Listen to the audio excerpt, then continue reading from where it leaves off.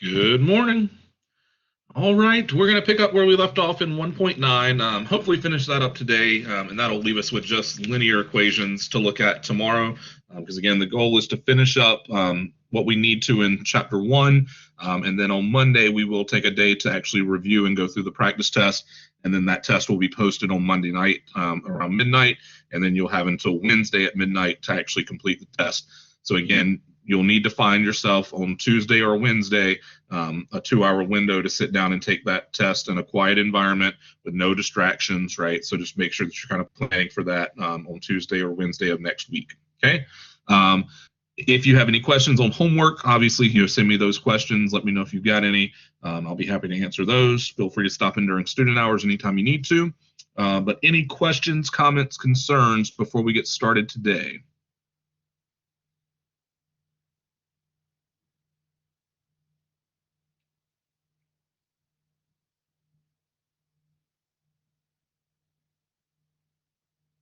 All right. So the next thing we're going to look at here in section 1.9 is what we call intercepts. Okay, so we have two different types of intercepts that we're going to look at, x-intercepts and y-intercepts. So the x-coordinate of the points where the graph of an equation intersects the x-axis is what we call the x-intercepts. The way we're going to find those algebraically is we're going to set our y value equal to 0, and we're going to solve for x.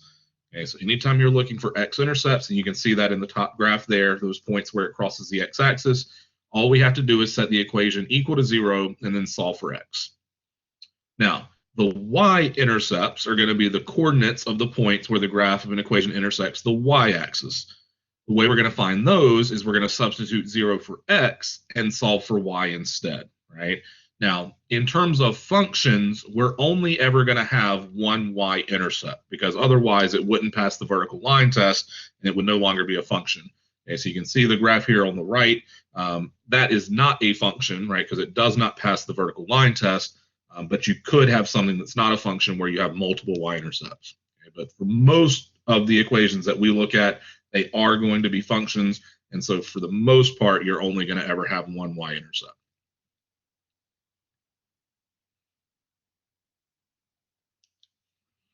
All right, so let's take a look here at example 8. We want to find the x and y-intercepts of the graph of the equation y equals x squared minus 2. And we're going to do this algebraically, right, using those steps that it told us about in the previous slide. So if we want to start with x-intercepts,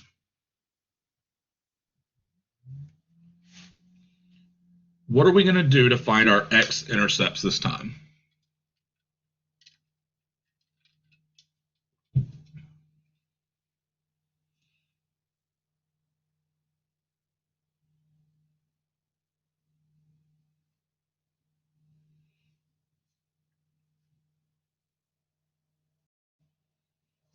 Good, right? So we're setting that entire equation equal to 0 because we're going to let the y value equal 0. So we've got 0 equals x squared minus 2.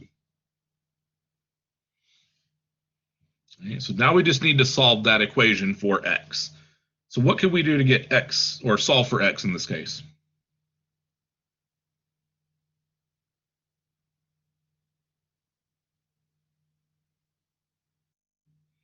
Okay, good, right? So in this case, we can just add the 2 to both sides. So that's going to give us 2 equals x squared. And then we would need to do what?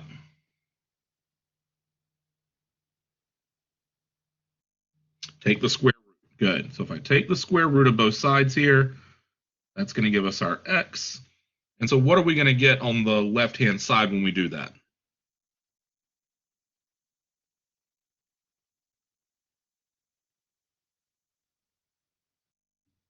Plus or minus square root of 2. Good. So don't forget, we're going to get two different solutions to this one. We can't simplify the square root of 2, but don't forget to put the plus or minus in front.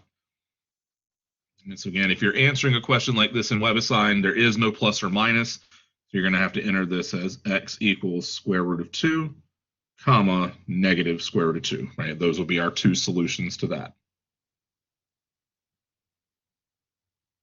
Any questions on finding the x-intercepts there?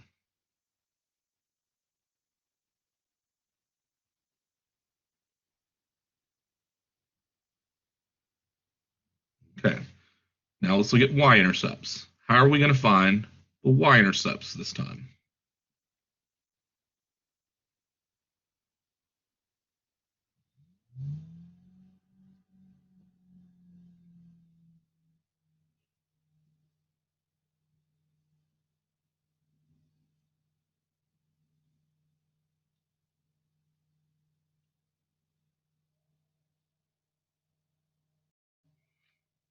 Good. So equal to 0, solve for y. So we're just going to plug in 0 where we see an x. We're going to have y equals 0 squared minus 2. Okay, so in this case, y is already solved for us, right? So we just have to simplify the right-hand side. What's 0 squared minus 2 going to give us?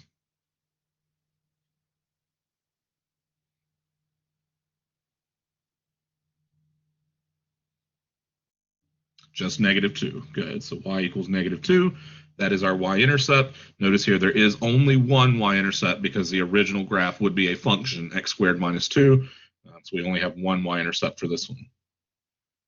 Now, if you ever want to check and make sure that your answers make sense, right, you have access to either a graphing calculator or Desmos. So I'm actually going to switch over to Desmos here. We'll graph this function and we'll look at it together. All right, so the original function was y equals x squared minus 2. So if we graph it, that's what it looks like. Notice here we had the x squared. That's what makes this a parabola. And then the minus 2, right? That's why the vertex is where it is. Okay? Now, if we look for x and y intercepts, we'll start here with the y-intercept. That's where it crosses the y-axis. Notice here that value is -2. That's exactly what we got when we did it algebraically. Right? So that checks out. Now, the other two x-intercepts would be this point here and this point here. Notice in Desmos, and same thing on your graphing calculator, it's going to give you a decimal value. So if you were to put square root of 2 and negative square root of 2 in your calculator and get a decimal, it should match those values there. Okay, so this is why we have to do it algebraically to get the exact values of square root of 2 and negative square root of 2.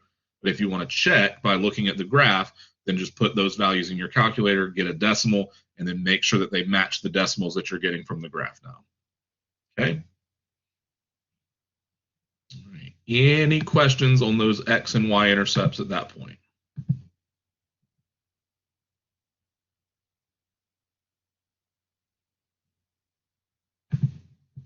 All right.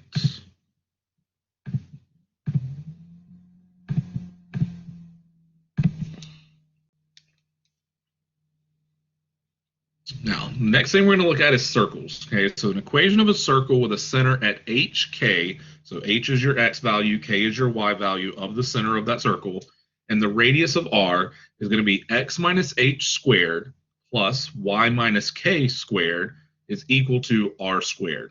Okay, so the x and y stay in the equation. The h and k will actually be values according to what the center is of your circle. And same thing with the r value, it's going to be an actual number value. Okay, so h, k, and r become numbers, x and y stay in the equation, and then you'll have the equation of your circle. That's called the standard form of the equation of a circle. Okay, so anytime you're trying to get an equation of a circle in standard form, that's the form we're looking for. If the center happens to be at the origin at 0, 0, then the equation just becomes x squared plus y squared equals r squared, because your h and your k value just becomes 0. Well, x minus 0 is x, y minus 0 is y, and so we can just drop the h and k pieces if it happens to be centered at the origin. Okay? But in general, you're going to need to know this formula right up here. That is the standard form of the equation of a circle.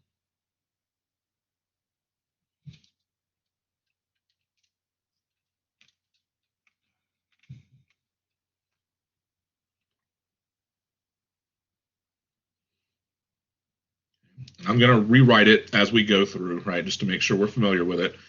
Now, the first thing we want to do here is graph each of these equations. Okay, so again, in standard form, x minus h squared plus y minus k squared is equal to r squared. So if we're going to graph these, the first thing we got to find is where's the center and what's the radius, right? And then once we have those, then we can sketch our graph. So if we look at this first one here, what's the center of that circle going to be?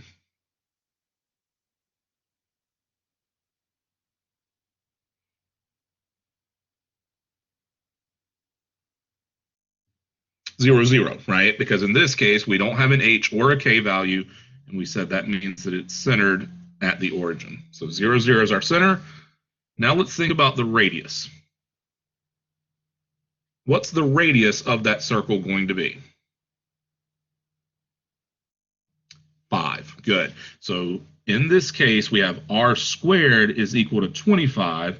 And so we would need to take the square root of both sides here to get the actual r value. So when we do that, r equals 5. So now we have a radius of 5. Any questions on finding the center and radius for that one?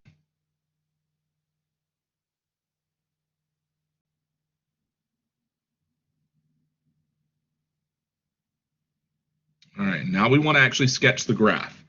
I'm going to come over here, draw my coordinate plane, our y and our x-axis. So we know the center of this circle is at the origin, right? So it's going to be right here at 0, 0. And the radius of 5 tells us that from the center, all of our points should be 5 units from the center. So what I'm going to do is I'm going to go out 1, 2, 3, 4, 5 units that way. I'm going to go up 1, 2, 3, 4, 5 units that way. To the left, 1, 2, 3, 4, 5 units that way. And then also down 1, 2, 3, 4, 5 units that way. And so I should have a point on my circle at all of these points now. And then once I have that, now I'm just going to sketch my circle and make sure that it goes through all of those points, right? So just do your best to round it out. Try to make it look like a circle. So we're going to have something that looks like that now.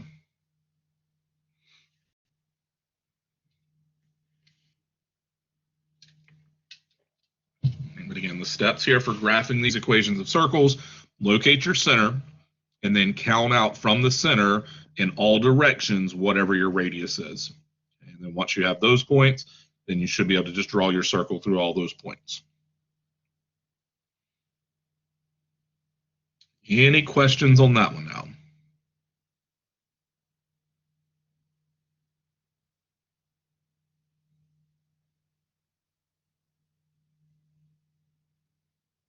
All right, let's look at the second one. Again, first thing we want to do is identify what is the center of this circle. So we're not necessarily square rooting each side, right? We do have to take the square root of the right-hand side because that's what gives us our radius. In terms of the center, though, we're using this formula right up here to figure out what the HK values are, because that's going to give us the center of our circle. Okay? Does that make sense, Haley? Okay?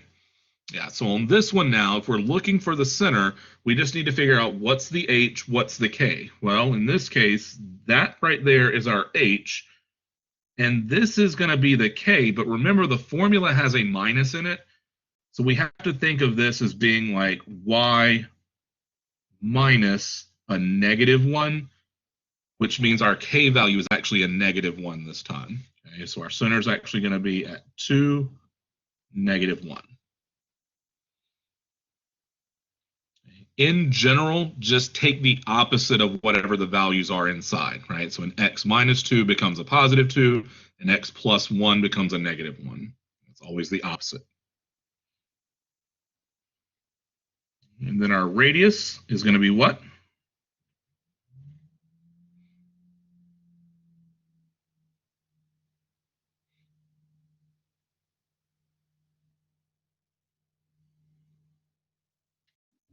It's going to be 5 again, right? Because we have an r squared of 25. If we take the square root of that, it's still going to give us 5. Any questions on finding the center or radius for that one?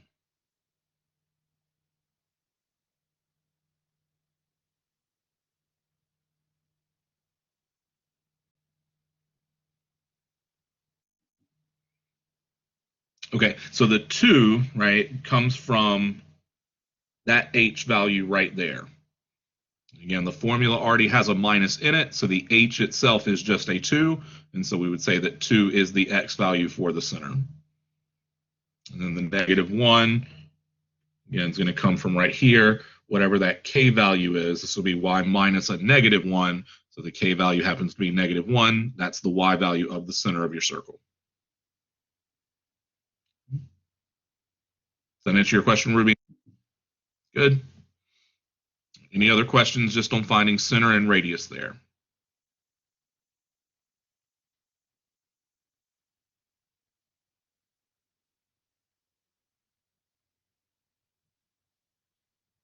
All right, now let's sketch it, right? So the first thing we need to do, figure out where your center is.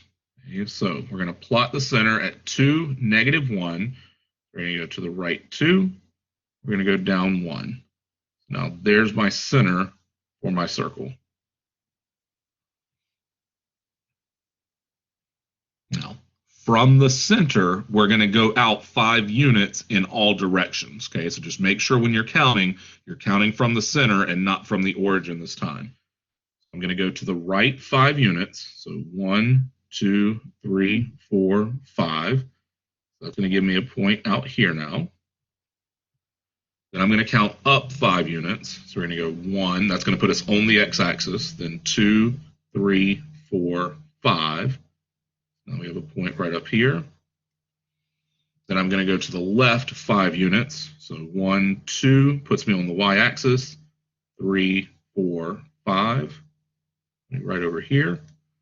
And then if I go down 5 units, that's 1, 2, 3, 4, 5. It's going to give us a point right down here. But again, be careful because it's a common mistake to try to count from the origin in that case. Always count from the center to the right, to the left, up, and down 5 units. Now I'm going to connect those points. Again, try to round it out, make it a circle as best you can. It's going to look something like this.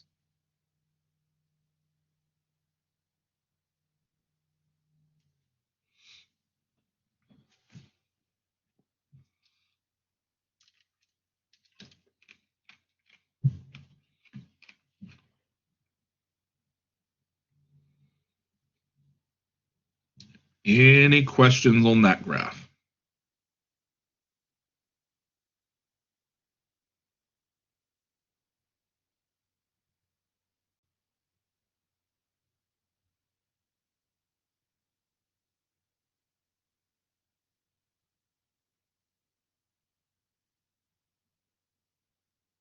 All right. All right, so this time they give us a point and they give us the radius and they ask us to find the equation. Okay, so if we know the center is at 2, negative 5 and the radius is 3, what would the equation of that circle look like?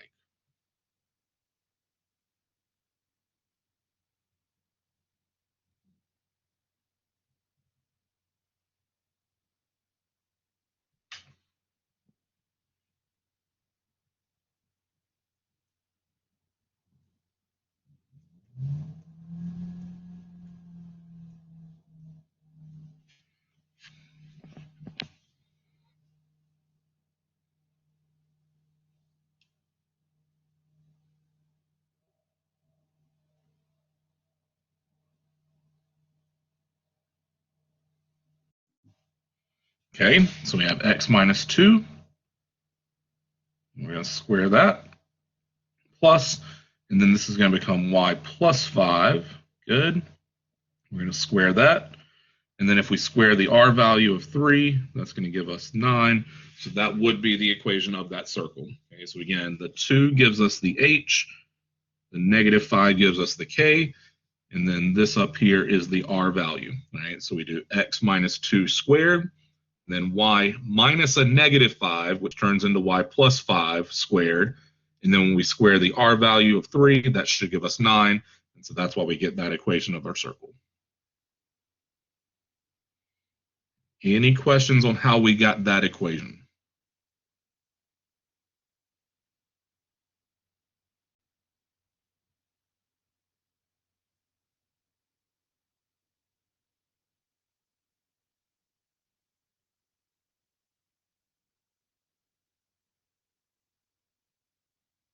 All right. Now the second part here, we want to find an equation of a circle. So I don't leave it as 3 squared, right? Anytime you can simplify an exponent like that, go ahead and do it. If it was an x, obviously, right, we can't do anything with it, right? You leave it as x squared. But if it's a number squared, then go ahead and square it. Okay.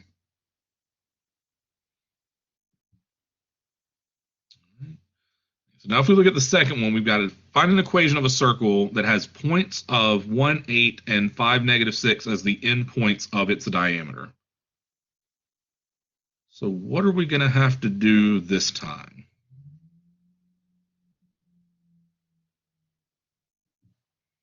Okay, so if we do distance formula, right, what are you going to do? What will the distance formula do for us? Let's start there. Why do we need to do distance formula?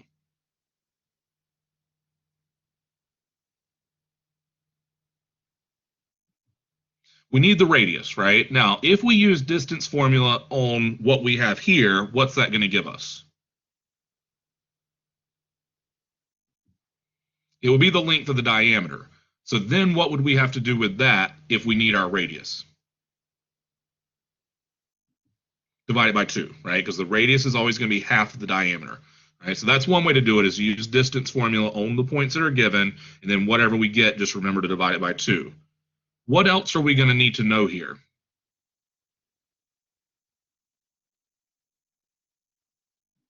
The center. How are we going to find the center of our circle?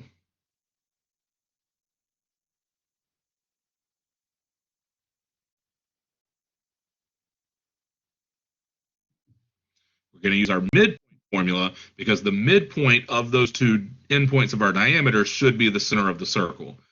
So if we then find the center, you could actually just use distance formula with the center and one of your endpoints, and that would also just give you the radius without having to divide by 2, right? So it's kind of up to you. Either do distance formula on the 2 given points, just remember to divide by 2 if you do that, or we can find the center first and then just find the distance between the center and an endpoint. Okay? Since I know I need the center anyway, I'm going to do it that way. So let's use our midpoint formula first here. So I'm looking at my midpoint between P and Q. And so remember, this is x1, y1, x2, and y2.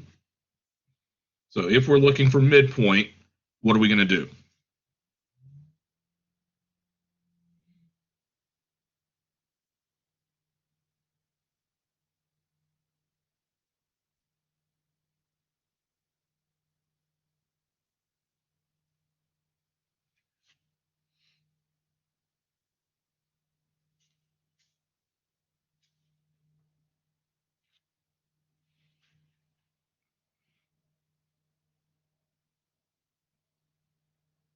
So remember, our midpoint formula here is going to be x1 plus x2 divided by 2.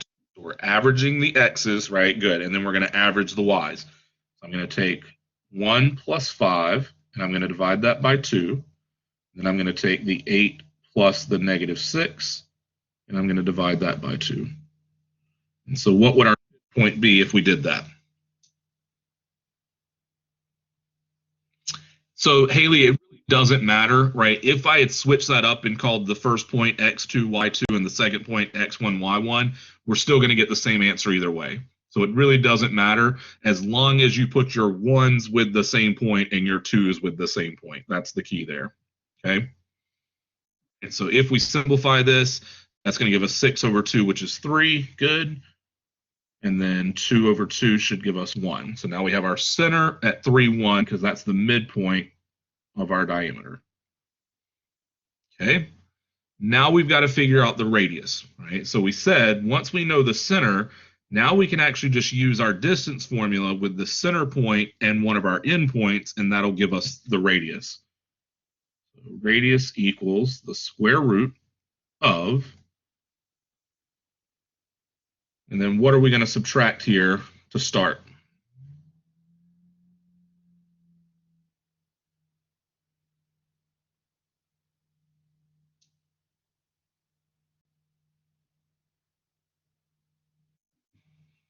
Okay, and so now what I'm going to do, I'm going to use that same x1, y1, and I'm going to use my center as my x2 and y2. Okay, so I'm going to do x2 minus x1 or x1 minus x2. The order there is not going to matter. We're going to have 3 minus 1 squared plus, and then if I do my y2 minus y1, what's that going to be?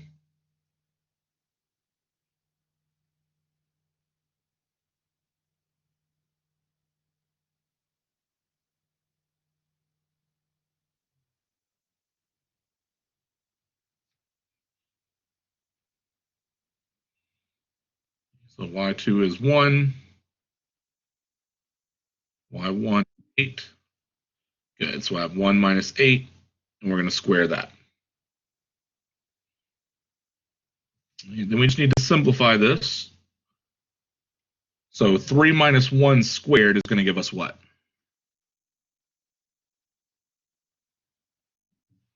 Okay, so 3 minus 1 is 2, and then when we square it, we should get positive 4. Good. And then if we do 1 minus 8 and then square that, what should that give us?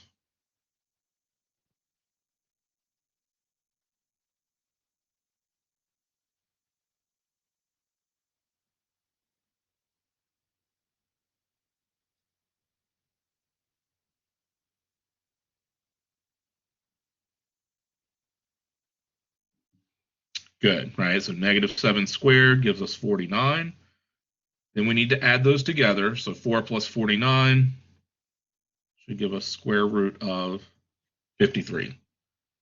Now, we can't break down 53. We can't take the square root, right? And there are no perfect squares that go into 53. So that is our radius this time. Okay, so now we have our center and we have our radius. Now we need to write the equation of the circle. Okay, so if I do that, what's my equation going to look like this time?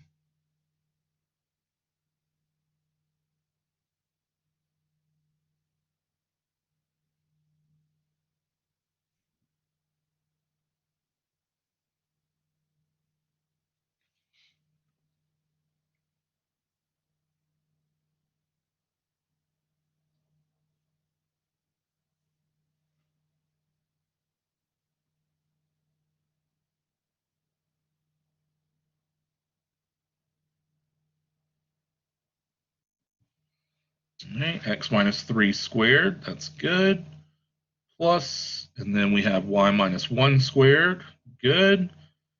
Equals, and then the other side now, remember, we have to square whatever the radius is, right? So once I square that, what are we actually going to have on the right-hand side? Just 53, right? Because that square root's going to go away. So this would be our equation of our circle this time. So again, we have our h and k values from the center, right? So 3 is our h, 1 is our k. So that's where we get the x minus 3 squared, y plus, y minus 1 squared. And then when we square the r value, that square root cancels out, and we're left with just a 53 there.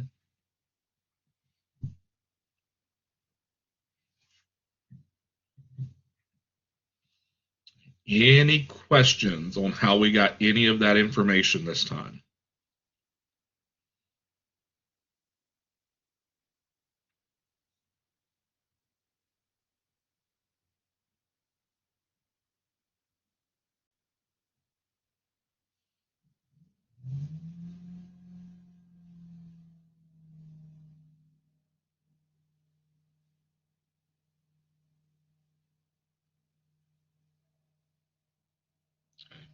And again, you could have technically used the two endpoints and found that distance. You just have to remember to cut it in half.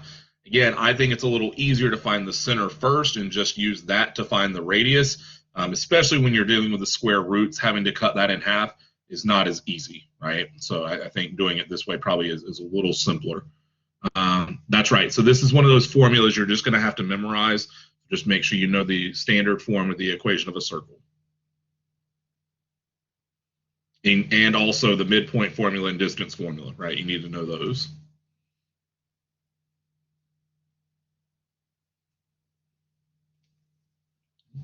Any other questions there?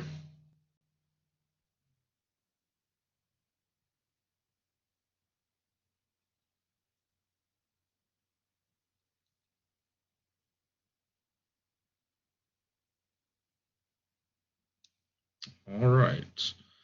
So now we want to show that this equation here is actually a circle. And then we'll find the center and radius of that circle.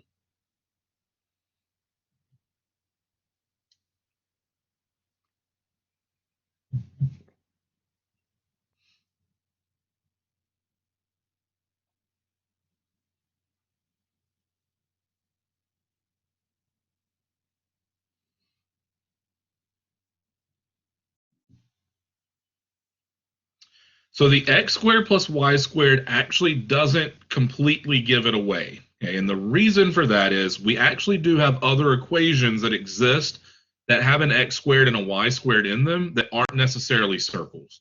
And if you go on and take trig, and especially in calculus, you'll look at some of those other types of things, right? You can't call it a function, right? Because it's definitely not a function.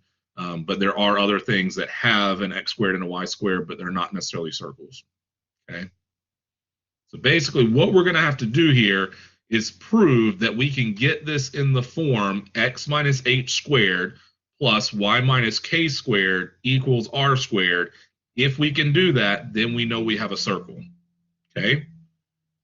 So, first thing I'm going to do here, I'm going to go ahead and just group all of my x terms together, group all of my y terms together, and get all the constant terms together. So, if I rewrite this now, we're going to have x squared plus 2x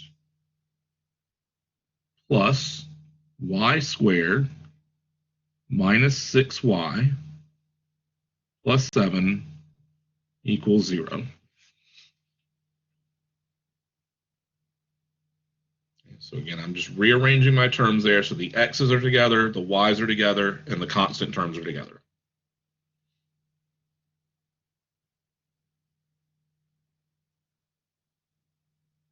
Now, keep in mind the form that we're trying to get to is x minus h squared plus y minus k squared equals r squared.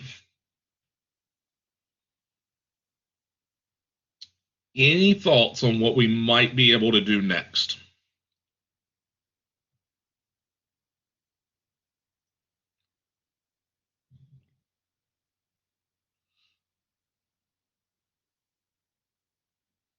Just thinking about that form that we're trying to get to.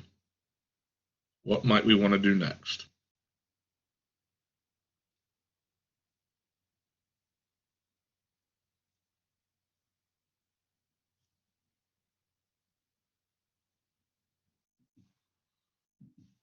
Okay. All right. Both of you are correct, right? So we are going to need to kind of group things together. And we also want to move that constant term to the other side. Okay. So my first step here, I'm going to go ahead and move the 7. And I'm also going to kind of group off the x squared plus 2x here, the y squared minus 6y. And on the other side of my equation, I'm going to have a negative 7.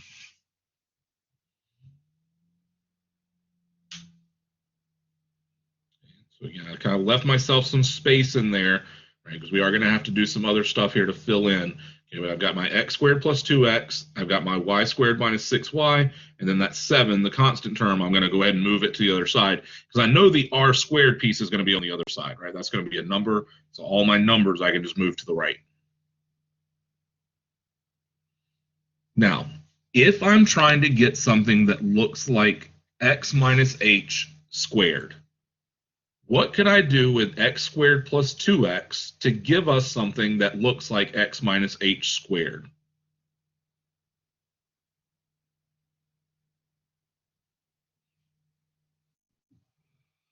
Now, before we can factor it though, right? Because if I just factor out an x here, that's not going to exactly look like what I want, right? That's going to be x times x plus 2, not x minus h squared, right?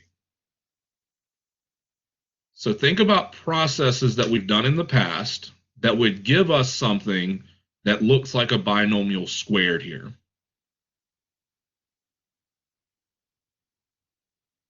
Think back to our quadratics when we were solving those.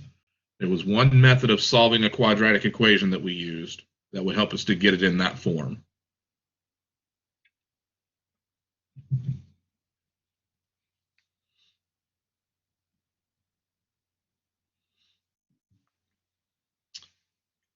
Good, right? You're on the right track, right? So the formula, though, is going to be b over 2, and then all of that gets squared, right? So remember, that process is what we call completing the square. So we're actually going to try to complete the square on each of these pieces so that we can get something that looks like that perfect square trinomial that we're trying to get to now. Okay? So if I look at my x squared plus 2x and I want to complete the square there, what's the b value going to be for that piece? 2. Good. So we're going to take our 2, divide it by 2, and square it. Now what's 2 divided by 2? 1. Good. And 1 squared gives us 1. Perfect. Okay. So that gives us the c value now. And so right in here, I'm going to put a plus 1. Now, don't forget, whatever you do to one side of your equation, we have to do to the other side. I got to make sure I come over here and add 1 to the other side also. Now, I need to do that same process again for the y terms. So I have y squared minus 6y. I want to complete the square so that I can get something that looks like y minus k squared. So what are we going to do this time to find that value?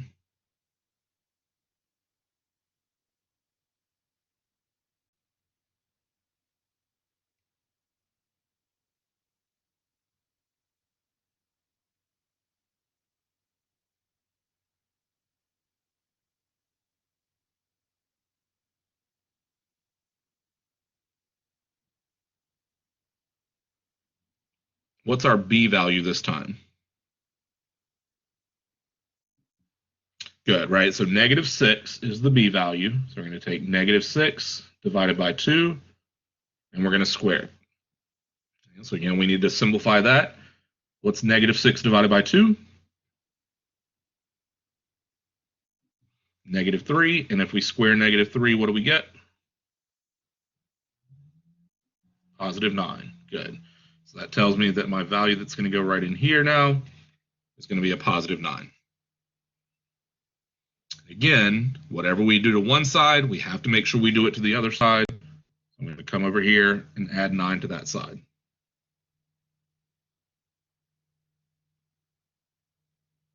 Any questions up to that point?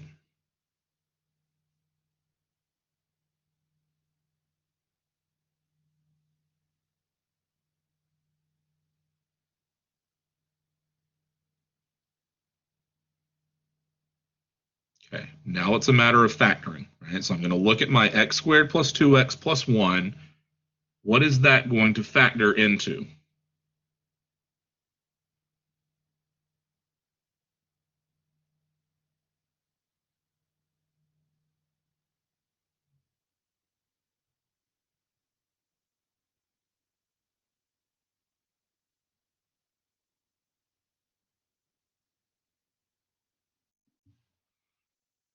Okay, almost, right? Not x minus 1 though, but plus 1. Good. So it's going to be x plus 1 squared.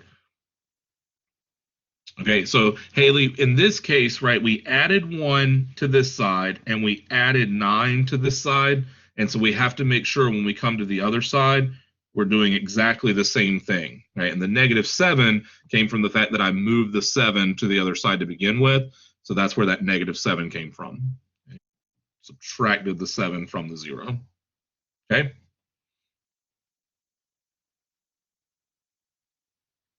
All right, so then we've got our x plus 1 squared. And again, the easiest way to factor that is just to look back at this step, whatever that number was before we squared, that's what the number is going to be in our factor, right? We have x plus 1 squared. Now, if we factor the y squared minus 6y plus 9, what's that going to look like?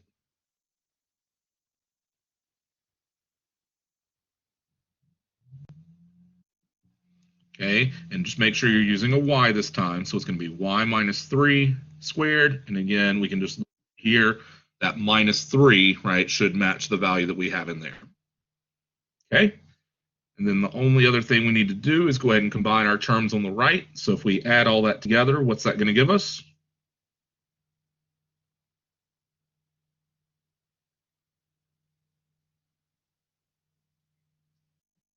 Should it be 3? Good. All right, so now we've shown that this is actually the equation of a circle because we got it into the form x minus h squared plus y minus k squared is equal to r squared.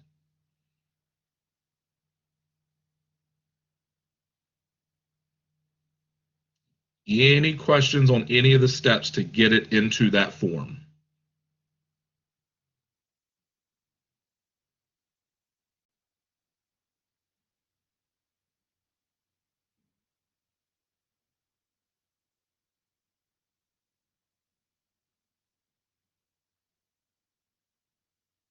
All right, so then what we want here, right, we don't square the 3, right, because the 3 is just whatever we get by combining all of those terms on the right-hand side. Okay, so 3 is the actual value that we want on that side now. That's the equation of our circle. Now, when we find the center and radius, we have to think about what that means. Let's think about center first. What's the center of this circle going to be?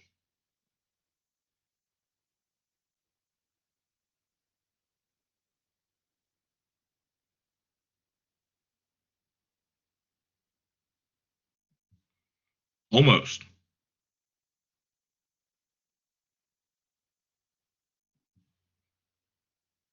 Almost. There we go, right? So remember, it's always the opposite of the signs that we have in our parentheses. So that first one here, the positive 1 is actually a negative 1 for the center. And because we have a minus 3 here, that's going to become a positive 3 for the y value. So our center is actually going to be negative 1, positive 3. Any questions on the center there?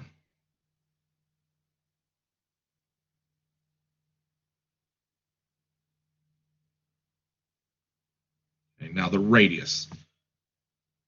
How are we going to find the radius this time?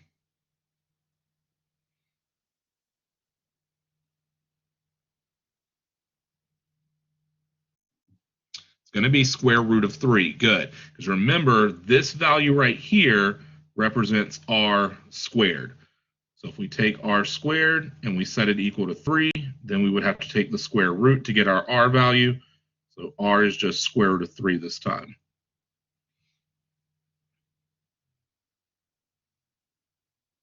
And notice there is no plus or minus because a radius is an actual distance, right? So it's going to be positive, and you can't simplify square root of 3. So that is our radius.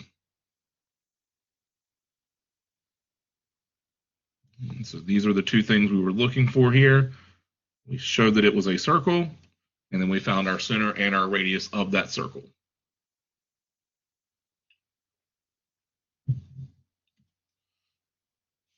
Any questions on that one now?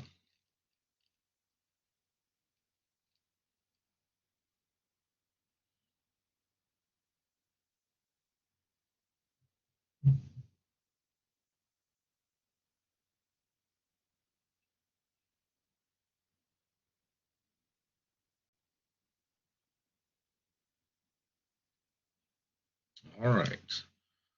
So the last thing in this section is symmetry. Okay, so we have 3 different types of symmetry that we can check for. Right, so we could have symmetry with respect to the x-axis, meaning that we have like a mirror image if we were to fold it over the x. The way we're going to check that is by replacing y with negative y. And if we get the same equation that we started with, then we know we have symmetry with respect to the x-axis. Okay, so just replace the y with negative y, simplify, see if you have the same equation. If you do, then you have symmetry with respect to the x. If we want to check for symmetry with respect to the y-axis, again, meaning if you fold it over the y-axis this time, everything would match up, we can replace x with negative x. And again, after we simplify, if we get the same equation that we started with, then we know we have symmetry with respect to the y-axis. And then the final type is symmetry with respect to the origin, and you can see what that looks like in the graph below.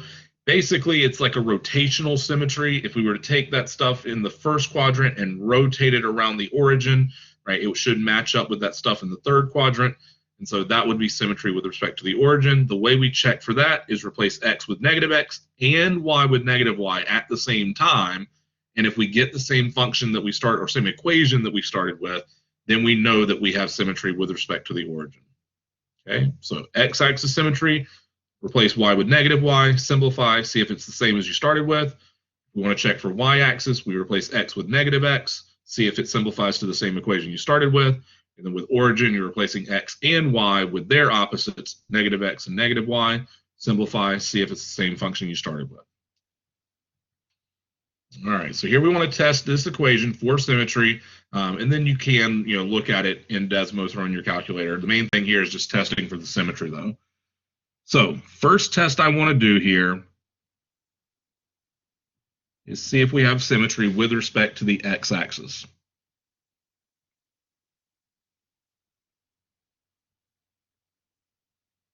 So we said what we're going to do is we're going to replace y with negative y, simplify it, see if it's the same equation we started with. So I'm going to keep my x the same this time. I'm going to replace that y with a negative y. Now, if I simplify that, what do I get when I square negative y? It's going to become positive y squared, right? So a negative squared, remember, is going to give us a positive value. So we have x equals y squared. So in this case, did we get the same equation that we started with? Yes, right? X equals y squared is the same equation we started with. So this time we can say that this is symmetric about the x-axis. So if we were to look at our graph, if we folded it over the x-axis, it should match up. All right, now we need to test for y-axis, because it is possible to have multiple types of symmetry at the same time. To test for y-axis symmetry, I'm replacing x with negative x, and I'm leaving my y alone. Now, there's really not much you could do here to simplify, right? If you wanted to divide and move your negative to the other side, you could. That would just give us x equals negative y squared. In either case, is that the same equation that we started with?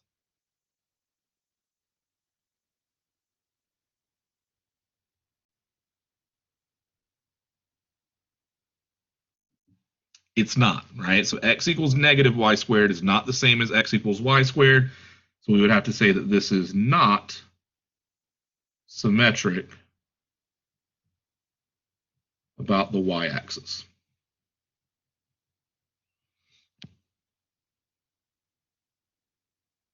Okay. And then our final test, we want to look and see if we have symmetry about the origin.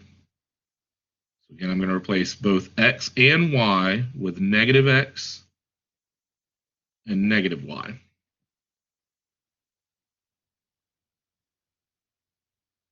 And so if I simplify this now, what's that equation going to look like?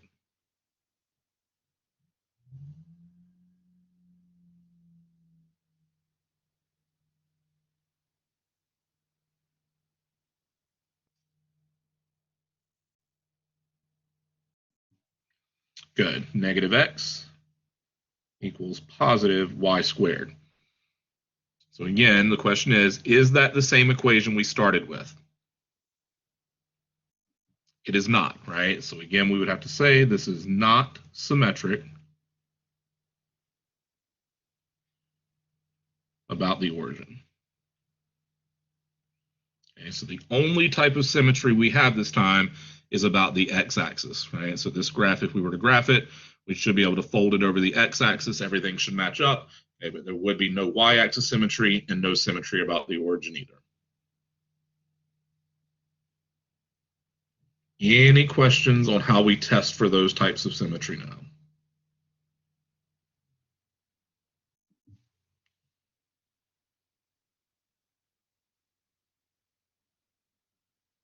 All right, so that's where we're going to stop. Again, we've got one more section to cover. We'll pick up that tomorrow. I don't have to cover every example, so we should be able to get through the lines tomorrow. Again, continue to work on homework. Let me know as you have questions. We'll review on Monday. Test will be posted Monday night. So just make sure you're blocking out some time on Tuesday or Wednesday of next week to make sure that you can take your test. Okay? Have a great afternoon, and I will see you all tomorrow.